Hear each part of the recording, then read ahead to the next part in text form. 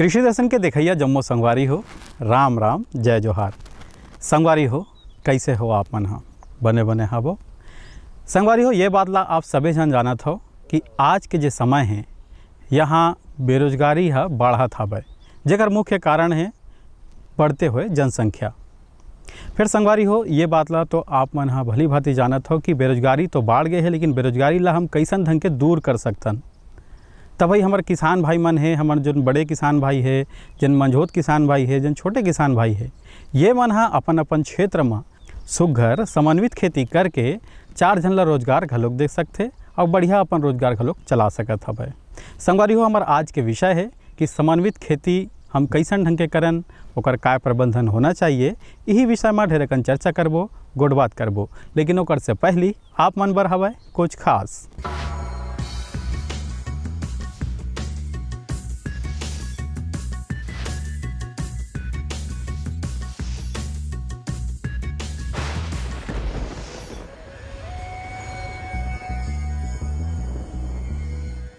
तरोई जो है वो कद्दू वर्गीय फसल है। इस कुल में और भी फसलें आती हैं, जैसे चिकनी तरोई, खीरा, लौकी और कद्दू। लेकिन उसमें से मुख्यतः हमारे कृषि विज्ञान केंद्र रायपुर में अभी हम तुरई का संकर बीज उत्पादन कार्यक्रम ले रहे हैं। तो मैं जानकारी के लिए, किसान भाइयों की जानकारी के लिए बताना चाहूँगी कि तरोई जो है वो एक उष्ण कटिबंधी, मतलब अच्छे गर्म जलवायु वाली और नम जलवायु वाली फसल है। तो इसकी खेती के लिए बहुत ही कम तापमान या अत्यधिक तापमान 40-45 डिग्री सेंटीग्रेड से ऊपर तापमान नुकसानदायक होता है, और वहीं कम तापमान भी जो है इसकी खेती के लिए नुकसानदायक है। तो एवरेज 25 से 30 डिग्री सेंटीग्रेड तापमान जो है वो तुरई की खेती के लिए उपयुक्त माना जाता है।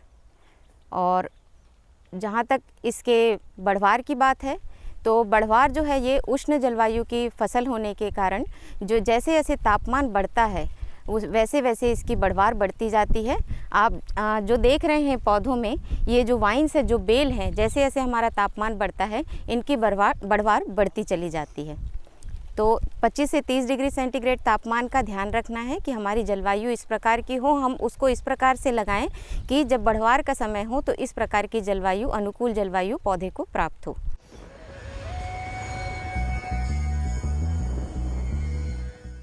संगवारी हो, समन्वित खेती और ओकर प्रबंधन के विषय में ढेर अकन चर्चा करे बर आज हमारे संग में हवे डॉक्टर सुनील अग्रवाल जी, वैज्ञानिक, इंदिरा गांधी कृषि विश्वविद्यालय रायपुर ले। तो सबले पहली तो हमारे किसान भाई मन ला यही जानवाना चाहबो कि भाई ये समन्वित खेती होथे का, और समन्वित खेती से हमारे किसान भाई मन ला कैसन ढंग के लाभ हो सकते। आओ देखथन और सुनथन ये विषय में काय कहते हमारे डॉक्टर साहब। समन्वित खेती से तात्पर्य ये है कि जो हम कृषि कर रहे हैं उसी से संबंधित अन्य जो घटक हैं, अवयव हैं, या खेती संबंधित जो अन्य व्यवसाय हैं, जैसे पशुपालन, मुर्गी पालन, बतख पालन, मछली पालन, सुअर पालन, बकरी पालन और साथ में सब्जी और फलों उत्पादन, इन सब का आपस में समन्वय करना, जिससे किसान को अपने उसके पास जो भी उपलब्ध संसाधन है उसका उचित उपयोग करते हुए अधिक से अधिक लाभ प्राप्त करना, ये समन्वित खेती है। पुराने समय में हम कृषक उसे ही कहते थे जो नमक के अलावा बाकी सारी चीज़ें अपने खेत से ही उगाए। तो अगर कहें तो हमारे भारत देश में शुरू से ही समन्वित खेती का प्रबंधन का कार्य होता रहा है, लेकिन हरित क्रांति के बाद लोगों की रुचि एक फसल या 2 फसल उगाने में हो गई और धीरे धीरे ये कम होता गया। लेकिन आज की स्थिति में, वर्तमान स्थिति में हम देखें तो जिस तरीके से रोज़मर्रा के खर्चा बढ़ रहे हैं और लोगों के पास रकबा कम हो रहा है, ऐसी स्थिति में उनको अपने जीवन यापन के लिए 1 या 2 फसल पे निर्भर नहीं हो सकते। उनके पूरे परिवार के अच्छे पोषण के लिए ज़रूरी है कि वो समन्वित खेती को अपनाएं। समन्वित खेती से अगर हम मुख्य लाभ की बात करें तो समन्वित खेती से सबसे अच्छी बात ये होती है कि हम इसमें सिर्फ एक किसी घटक पे निर्भर नहीं रहते, बहुत सारे घटक रहते हैं। जैसा कि मैंने आपको पहले बताया, तो इससे फ़ायदा ये होता है कि अगर किसी समय मौसम बिगड़ जाए या मार्केट में जैसे सब्जियों की बात करें तो मार्केट में फ्लक्चुएशन होता रहता है, उनका प्राइस, उनका रेट। तो ऐसी स्थिति में अगर हम एक ही फसल या 2 फसल लें तो उसमें किसान की जो इनकम है वो टूट जाती है।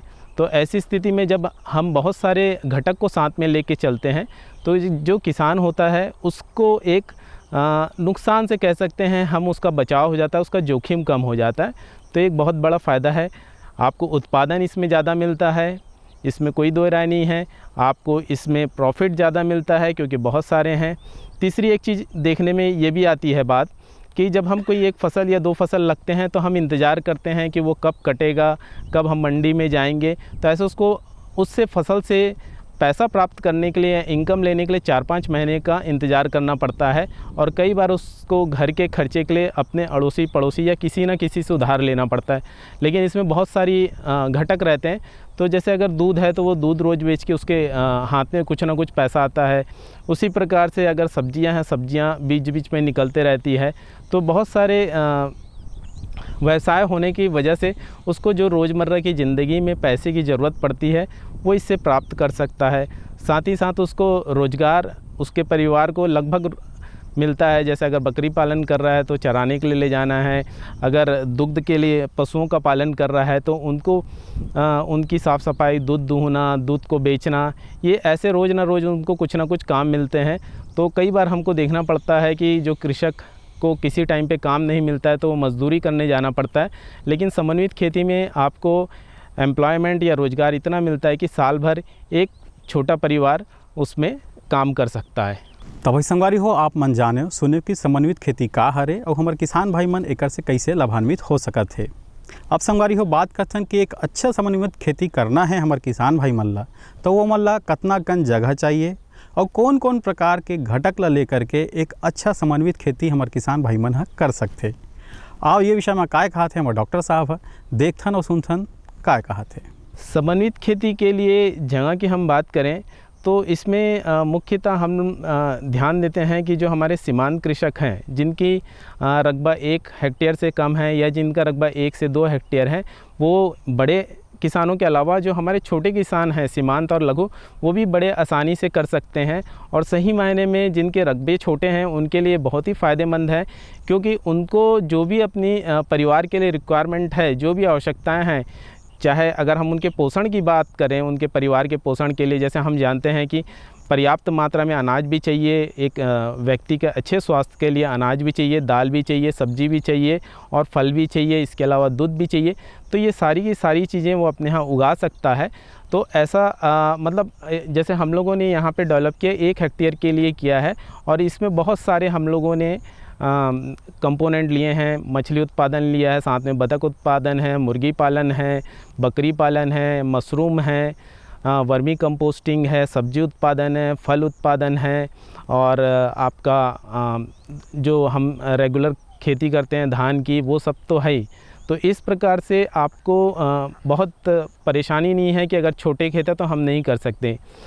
घटक के चुनाव में बस आपको ध्यान देना है कि आपके पास कितने संसाधन हैं, कौन कौन से संसाधन हैं और आप उसमें से किसका मार्केट है आपके पास और आपका इंटरेस्ट किस में। और कोई सामाजिक बंधन तो नहीं है। जैसे अगर हम सूअर पालन की बात करें तो वो एक अच्छा विकल्प है, लेकिन कई जगह देखा गया है, कई गाँवों में उसमें सामाजिक बंधन रहता है। तो ऐसे घटकों के चुनाव में आपको सावधानी बरतनी है कि किन घटकों का आपका समावेश करना है। वो आपके मार्केट के ऊपर निर्भर रहता है, आपके पास जो संसाधन है और सामाजिक कोई बंधन नहीं है, तो इनका ध्यान रखना पड़ता है। तभी संगवारी हो, आप मन सुने देखियो कि आप मन हाँ 1 हेक्टेयर से एक शुरुआत कर सकते हो और आप मन के घटक के हिसाब से आप मन हाँ अपन जगह के चयन ला कर सकते हो। संगवारी हो, ये बड़ा सुघर बात ला बताई से, लेकिन समन्वित खेती के प्रबंधन में हमारे किसान भाई मन ला कौन कौन से बात के ध्यान ला रखना है, ये ला भी जानना उसके ज़रूरी है। आओ जानथन ये विषय में काय कहा थे डॉक्टर साहब। समन्वित खेती का अगर मैं बात करूं कि सबसे मुख्य सिद्धांत क्या है, तो उसका एक सबसे बड़ा सिद्धांत ये है कि हमारे एक घटक का कोई भी वेस्ट है वो दूसरे घटक के लिए इनपुट का काम करना चाहिए। अगर सरल भाषा में मैं इसको समझाने की कोशिश करूं तो मेरा कहने का मतलब ये है कि जैसे हम धान की खेती कर रहे हैं, गेहूं की खेती कर रहे हैं, तो उससे जो हम उपज तो ले लिए, लेकिन उसके बाद जो हमारा बचा हुआ वेस्ट है, चाहे पैरा है, उसके लिए हम उसको खिलाने के लिए हमारे पास जानवर होने चाहिए, तो जो वो वेस्ट है वो जानवर के खाने के काम आ जाएगा, और जो जानवर से हमको गोबर मिलेगा वो हमारे लिए खाद का काम करेगा। तो इस साइकिल को हमको ध्यान में देना है, रखना है कोई भी घटक के चुनाव में।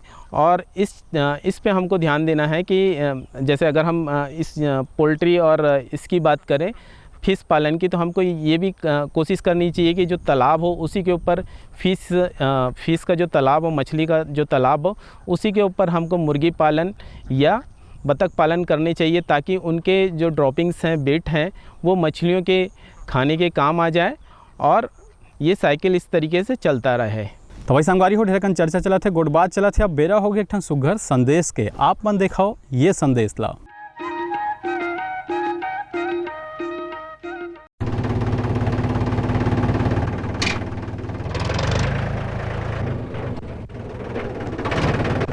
अरे हरकू वाह, बीज, कीटनाशक और आज खाद भी। अरे इतना खर्चा कहाँ से? अरे खर्च की चिंता किसे है, मेरे पास है ये किसान क्रेडिट कार्ड। कार्ड? अरे बैंकों द्वारा जारी इस कार्ड से किसान उसकी सीमा तक की रकम कभी भी बैंक से निकलवा सकता है और खेती बाड़ी की सामग्री कभी भी खरीद सकता है। तो हरकू भैया एक कार्ड मेरे लिए भी।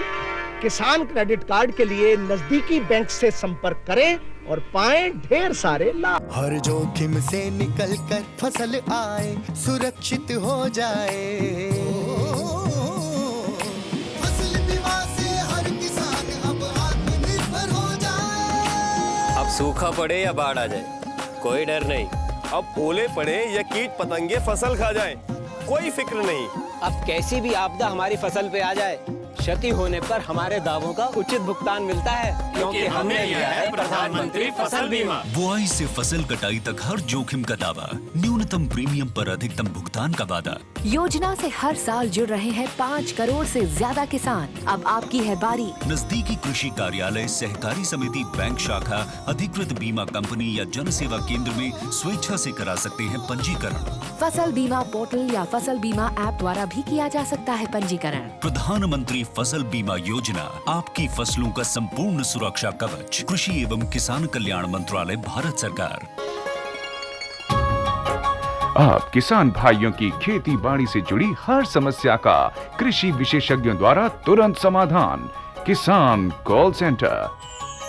आप भारत के किसी भी प्रदेश में रहते हो, कोई भी भाषा बोलते हो, आपकी समस्या चाहे फसल की बीमारी की हो, खाद की, पशुपालन की या कृषि से जुड़ी नई तकनीक की, अपनी समस्या का अपनी ही भाषा में समाधान पाने के लिए आप देश के किसी भी कोने से डायल करें 1551। विशेषज्ञ द्वारा आपको दी जाने वाली ये सलाह बिल्कुल निशुल्क है।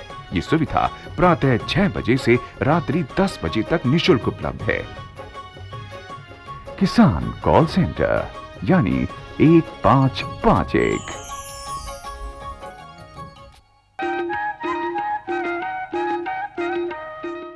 तो भाई संगवारी हो, आप मन जाने कि कौन कौन से बात के हमला ध्यान ला रखना है, और हमारे डॉक्टर साहब बड़ा सुग्घर ढंग ले आप मन ला ये बात ला बताई से। फिर संगवारी हो, आजकल कहे जाते कि हमारे किसान भाई मन ला कि जैविक खेती के ओर लौटो, जैविक खेती ज़्यादा से ज़्यादा रकबा में आप मन करो, ताकि जिन हमार ज़मीन के जहर है वो धीरे धीरे कम हो जाए और हम पहली की तरह बढ़िया सुघर सुगंधित अनाज ला उगा सकन। संगवारी हो, का समन्वित खेती है जैविक खेती में कोनो प्रकार के महत्वपूर्ण स्थान रखते, का फ़ायदा होते, ये ला देखथन और सुनथन काय कहा थे डॉक्टर साहब। अगर आप जैविक खेती में जाना चाहते हैं तो मैं कहूँगा कि बिना आप समन्वित खेती में जैविक खेती में नहीं जा सकते हैं, क्योंकि हमको जैविक खेती के लिए हमको पोषक तत्व उपलब्ध कराने के लिए हमको गोबर की खाद चाहिए या केचुआ की खाद चाहिए या जो भी चाहिए हमको, वो अगर हमारे पास जानवर नहीं है या हमने जानवर का पालन नहीं किया तो बाहर से ख़रीद के अगर हम जैविक खेती में जाएंगे तो ये किसान के लिए काफ़ी महंगा सिद्ध होगा। तो अगर हम समन्वित खेती अपनाते हैं तो अपने आप हम जैविक खेती में जा सकते हैं। जैसे पिछले 3 साल से हम लोग का ये 1 हेक्टेयर का क्षेत्र है, करीब 2.5 एकड़ का।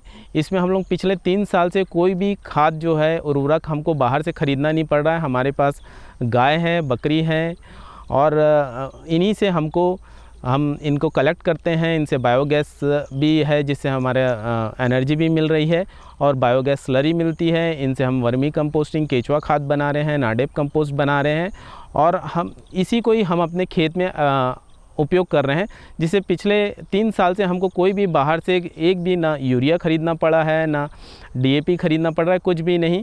तो एक तरह से देखा जाए तो समन्वित खेती जैविक खेती के लिए बहुत ज़रूरी है, क्योंकि उसमें आपका जो खर्चा है जैविक खेती का वो बहुत कम हो जाता है, क्योंकि आपको बाहर से कोई भी चीज़ें ख़रीदनी नहीं पड़ती है। आप जो आपके खेत में उपलब्ध हैं उन्हीं से काम चल जाता है। और एक तरह से कहा जाए तो समन्वित खेती ही जैविक खेती के लिए द्वार है और समन्वित खेती कृषकों को आत्मनिर्भर बनाने के लिए सबसे बड़ा उपाय मुझे नज़र आता है। भाई संगवारी हो, समन्वित खेती तो हमन ह करत हन। हमारे पास में घटक के रूप में कई प्रकार के जानवर घलोक है और कई प्रकार के साग सब्जी घलोक हवे। फिर संगवारी हो, एकर में अगर कहीं रोगराई लग जाथे तो ओकर प्रबंधन कैसन ढंग के करे जाए, ओमा कौन कौन से बात के ध्यान ला रखे जाए, यहू विषय में जानना उतके जरूरी है। आओ देखथन और सुनथन काय कहा थे डॉक्टर साहब। समन्वित खेती में रोग प्रबंधन जो है जनरली हम देखते हैं कि विभिन्न फसलों में रोग आते हैं या कुछ हमारे जानवर हैं उनमें भी रोग आते हैं। लेकिन ये रोग जैसा कि मैंने पहले कहा है कि बहुत आसानी से हम इसका रोकथाम कर सकते हैं। अगर आपके यहाँ नीम के झाड़ हैं या कुछ ऐसे पौधे हैं जिनसे आप दवाइयाँ बना सकते हैं, तो उनसे आप दवाइयाँ बना के उनका उपयोग कर सकते हैं। इवन आपका जो गौमूत्र होता है वो भी बहुत काम आता है कई रोगों के रोकने के लिए, तो इनका आप उपयोग कर सकते हैं। और चूँकि बहुत बड़ा एरिया किसी भी एक फसल का नहीं होता है, तो इसमें नुकसान होने की संभावना बहुत कम हो जाती है, जिससे कृषक को किसी प्रकार का बहुत आर्थिक नुकसान की संभावना कम हो जाती है। संगवारी हो, कोनो भी प्रकार के जब हम काम ल करथन तो वहाँ मेहनत तो लागबे करथे। फिर समन्वित खेती तो कई प्रकार के घटक ल लेके जब हमन ह समन्वित खेती करत हन तो ओमा बहुत कुछ के प्रबंधन ला ध्यान दे के आवश्यकता होही। विशेष रूप से हमला कौन कौन से बात के ध्यान ला रखना है, का प्रबंधन के विषय में जानना है और का समझना है, विस्तार पूर्वक हमारे जिन डॉक्टर साहब है वो आप मन ला बतावा थे। देखा वह काय कहा थे। अगर हम विभिन्न घटकों को देखें तो जैसे हम फल की बात करें, अगर हम फल के पौधे लगा रहे हैं तो हमको इस चीज़ का ध्यान रखना है कि हम फल के पौधे ऐसे लगाएं कि किसी एक ही फल के पौधे पूरे खेत में ना लगा के हमको उसको सीज़न वाइज लगाना है कि कल के दिन हमको हर सीज़न में हमारे कुछ ना कुछ फलों का उत्पादन मिलता रहे, ताकि वो हम हर सीज़न में हमारे परिवार को भी फल मिले और साथ ही साथ हम मार्केट में भी हर सीज़न में कुछ ना कुछ फल को बेच पाएँ। सब्जियों की भी बात करें तो एक ही प्रकार की सब्जियां नहीं, अलग अलग प्रकार की सब्जियां भी लगा सकते हैं। आपको खरीफ में भी सब्जियां लगानी चाहिए, क्योंकि सब्जियों से हमको अच्छा आर्थिक लाभ होता है। तो सब्जियों को भी हमको तीनों सीज़न में लगाना चाहिए। जहाँ तक अगर आपके पास जानवर है तो जानवर के लिए आपको कुछ ना कुछ चारागाह का व्यवस्था करना चाहिए। एक आदर्श माना गया है कि अगर आपके पास 1 हेक्टेयर का क्षेत्र है तो उसमें 2 गाय आप रख सकते हैं, 2 गाय 2 बच्चे उनके, और उनके चारा प्रबंधन के लिए आप कम से कम 0.1 हेक्टेयर का एरिया दे सकते हैं। इसके अलावा आप की जो बाउंड्री है, खेत की जो बाउंड्री है, उसमें भी नेपियर ग्रास को आप लगा सकते हैं ताकि उनको साल भर प्राप्त हो सके। जब आप दूसरे आपके कुछ बना रहे हैं तो आप ये भी कर सकते हैं कि मक्का जो है, मक्के को रेगुलरली आप अपने फसल क्रम में उसको रखें। मक्के से फ़ायदा ये हो जाता है, मक्का या स्वीट कॉर्न, उसको आप 70-80 दिन में मक्का आ जाता है, जिसको आप ग्रीन कॉब के रूप में बेच सकते हैं, हरा भुट्टे के रूप में, और साथ ही उसका जो फॉडर होता है वो खाने के काम आ जाता है। तो इस प्रकार से हम जब भी इनका देखभाल करेंगे तो इस चीज़ का ध्यान रखेंगे कि एक घटक दूसरे घटक का परिपूरक हो, वो एक दूसरे को सहायता प्रदान करते हों। संगवारी हो, जैसे कि आप मन सुने देखियो कि कैसन ढंग के आप मन ला ध्यान रखना है समन्वित खेती के विषय में। फिर संगवारी हो, ये बात ला लोग जानना उतके जरूरी है कि हमारे किसान भाई मन जब समन्वित खेती करे तो वो मन ला कितना खर्च आ सकत है, और ये विषय में काय कहा थे डॉक्टर साहब। आओ ध्यान धर के सुनथन। खर्च निर्भर करता है समन्वित खेती में आप किस प्रकार के घटकों का चुनाव करते हैं। अगर आप साथ में पशुपालन करते हैं, अगर आपके पास पशु नहीं है तो आपको पशु खरीदने के लिए खर्च आपको थोड़ा ज़्यादा होगा। अगर आपकी आर्थिक स्थिति इतनी अच्छी नहीं है तो आप मुर्गी पालन में जा सकते हैं, बकरी पालन में जा सकते हैं, जिनमें कि खर्च थोड़ा कम है। बकरी पालन एक अच्छा व्यवसाय हो सकता है। इसमें खाने का खर्चा बहुत कम है, क्योंकि बकरी हम जानते हैं कि बाहर चर लेती है हर प्रकार के पौधों को, और उनको आप बाहर चरा सकते हैं। दिन में 2 बार ले जा के आसपास अगर है जगह चराने के लिए, चारागाह है या जंगल है, तो वहाँ ले जाके कर सकते हैं। मुर्गी पालन भी एक अच्छा व्यवसाय हो सकता है, क्योंकि मुर्गियाँ आपको बहुत कम रुपए में मिल जाते हैं उनके चूजे, तो उनके चूजे को भी आप ला के साथ में पालन कर सकते हैं, और जो आपके पास घर में या खेत में है उनको खिला के उनको बढ़ा सकते हैं, और उससे एक अच्छा उत्पादन आपको मिल सकता है। आजकल वैसे भी मुर्गियों का काफ़ी डिमांड बढ़ रही है। जैसे हम लोग यहाँ पे वनराज, कड़कनाथ और कॉकरेल का उत्पादन करते हैं, तो इस प्रकार से आप लोग कर सकते हैं। संगवारी हो, बहुत सुघर बात ला हमारे डॉक्टर साहब बताई से कि किसान भाई हा अपन आमदनी के हिसाब से या अपन जन स्थिति है तेकर हिसाब से समन्वित खेती डहार अग्रसर हो सकते, और धीरे धीरे वो हा अपन घटक मतलब बढ़ा के एक विशाल समन्वित खेती करके बढ़िया रोजगार के काम ला दे घलोक सकते, और बढ़िया सुघर आर्थिक स्थिति ला अपन लाभान्वित कर सकत हवे।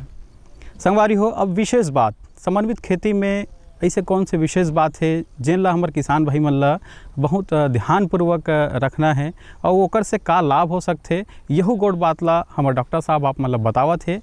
देखा व सुना वो काय कहा थे।